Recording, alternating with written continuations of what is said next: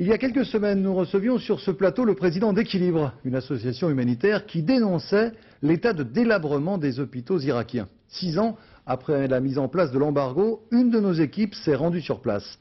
La situation, vous allez le voir, est toujours très difficile en Irak. Bruno Ledreff, Roger Motte. C'est la dernière couverture chauffante à peu près en état de marche. Elle est à l'image des hôpitaux irakiens après 6 ans d'embargo. La visite est édifiante, pas besoin d'être spécialiste en médecine pour comprendre l'ampleur du problème.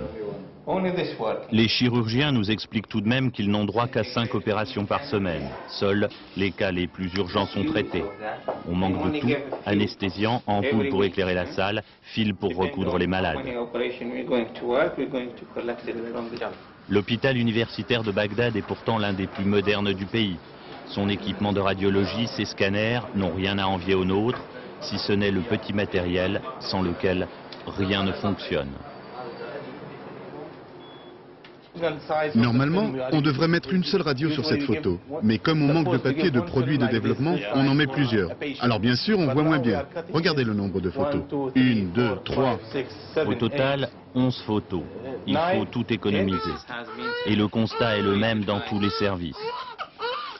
Le professeur Willem, célèbre chirurgien orthopédiste français, n'en est pas à son premier voyage en Irak, mais à chaque fois, pour lui, c'est le même choc.